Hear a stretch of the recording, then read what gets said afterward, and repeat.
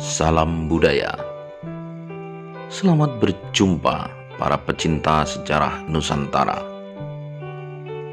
Kembali pada kesempatan kali ini, saya ajak sedulur semuanya untuk jalan-jalan menelusuri jejak-jejak masa lalu negara kita. Dan pada kesempatan kali ini, saya ajak sedulur semuanya untuk berkunjung ke Astono Giri Bangun.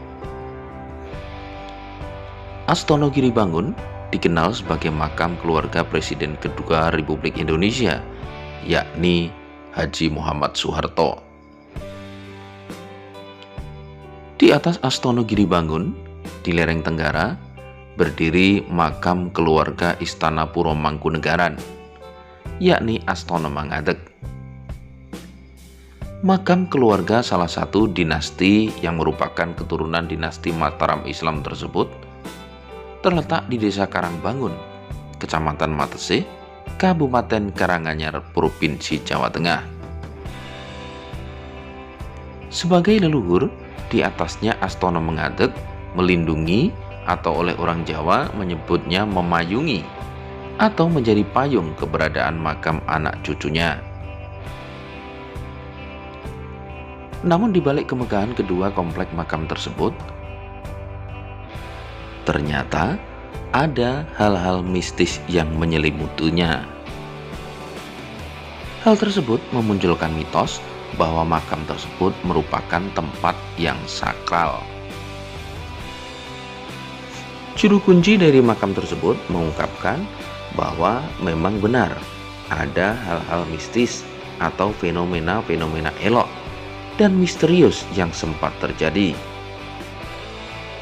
Beberapa peristiwa dan fenomena mistis aneh tersebut sebagian terjadi menjelang penggalian makam Presiden Soeharto.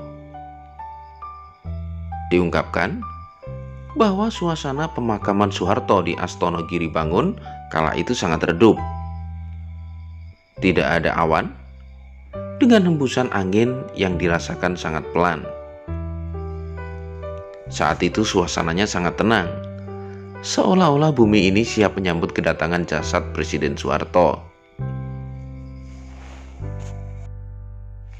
Bahkan, beberapa bulan sebelumnya juga terjadi beberapa peristiwa yang aneh.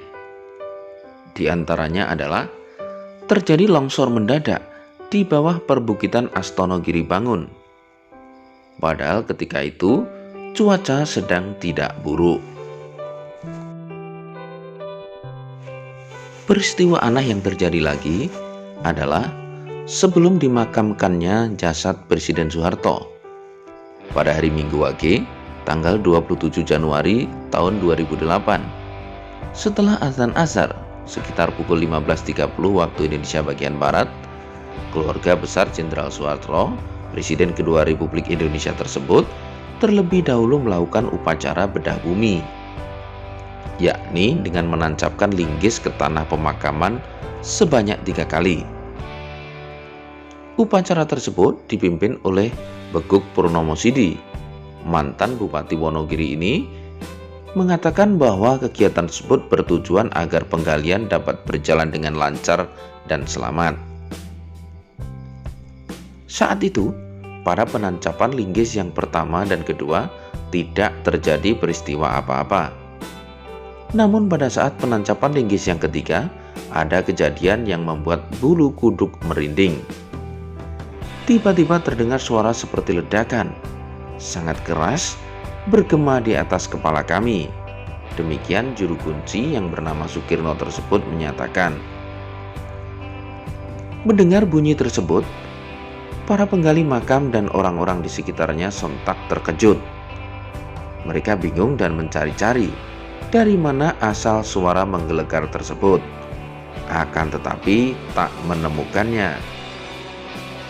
Atas kejadian tersebut, para penggali makam menganggapnya sebagai suara gaib. Mereka beranggapan bahwa bumi telah siap menerima kedatangan jasad Presiden Soeharto. Sosok Haji Muhammad Soeharto atau Jenderal Soeharto, Presiden kedua Republik Indonesia ini memang bukan sosok sembarangan. Pak Harto adalah Presiden Indonesia yang paling lama menjabat yakni selama 32 tahun. Pak Harto lahir di Dusun Kemusuk, Desa Argomulyo, Kecamatan Sedayu, Bantul, Yogyakarta pada tanggal 8 Juni 1921. Soeharto adalah anak dari Sukirah dan Kertosudiro. Beliau memulai karirnya di dunia militer pada tahun 42 saat diterima menjadi tentara Kenil. Saat Belanda hengkang dari Indonesia, Pak Harto bergabung dengan PETA, Kesatuan Militer Bentukan Jepang di Indonesia. Dari sana, Soeharto terus melanjutkan karirnya di militer hingga Indonesia merdeka. Karir Soeharto terlihat saat situasi politik Indonesia bergejolak pada tahun 65. Ia pun ditunjuk sebagai pejabat presiden lewat sidang istimewa MPR pada tanggal 7 Maret 1967 dan terpilih menjadi presiden oleh MPR lewat hasil pemilu. Berdasarkan hasil sidang umum MPRS pada 27 Maret 68, Soeharto pun sah dan resmi menjadi Presiden Republik Indonesia. Setelah itu, ia terus menjabat sebagai orang nomor 1 Indonesia sampai dengan 32 tahun. Pemerintahan Haji Muhammad Soeharto atau Presiden Soeharto pada masa itu dikenal sebagai pemerintahan atau masa Orde Baru. Selama masa Orde Baru ini, semua partai dilebur menjadi 3 saja, yakni Golkar, PDI, dan P3. Golkar adalah partai yang dibangun militer untuk menjadi kendaraan politik mereka. Tugas partai ini dulunya adalah untuk menduduki sebanyak mungkin kursi di DPR untuk melegitimasi kekuasaan Jenderal Soeharto. Sementara PDI dan P3 sepertinya hanya menjadi kelompok politik hasil fusi sejumlah partai yang direkayasa oleh kekuasaan. Kedua partai ini diungkapkan oleh salah satu pengamat politik, Salim Haji Said, hanya berfungsi sebagai pelengkap penderita di atas pentas politik yang dikuasai Jenderal Soeharto pada masa itu. Kekuasaan Jenderal Muhammad Soeharto pada masa itu kemudian nampak mulai goncang ketika Indonesia dilanda krisis moneter yang terjadi pada pertengahan 1997. Ketika krisis menghantam, Jenderal Soeharto yang kuat pun tidak berkutik. Indonesia bahkan harus menerima bantuan IMF untuk memulihkannya. Dalam masa-masa itu, Soeharto mencoba mewujudkan tuntutan reformasi dengan membentuk komite reformasi dan merombak kabinet. Namun, semua usaha itu sia-sia. Tuntutan agar Soeharto mundur terus bergema, bahkan berujung pada demonstrasi. Terlebih, para mahasiswa yang disebut sebagai ujung tombak perlawanan. 4 nyawa mahasiswa melayang akibat ditembak aparat. Demo pun semakin meluas dan memburuk. Peristiwa Mei 1998 menjadi catatan kelam sejarah Indonesia. Presiden Soeharto pun akhirnya mundur pada tanggal 21 Mei 1998, bertepatan dengan 70 hari setelah ia terpilih menjadi presiden untuk ke-7 kalinya. Banyak sekali tuntutan hukum yang menjerat Presiden Soeharto pada masa itu. Akan tetapi, pada tanggal 12 Mei 2006, Jaksa Agung Abdul Rahman Saleh mengeluarkan keputusan penghentian penuntutan atau SKPP untuk perkara Presiden Soeharto dengan alasan kondisi fisik dan mental yang bersangkutan tidak layak untuk diajukan ke pengadilan.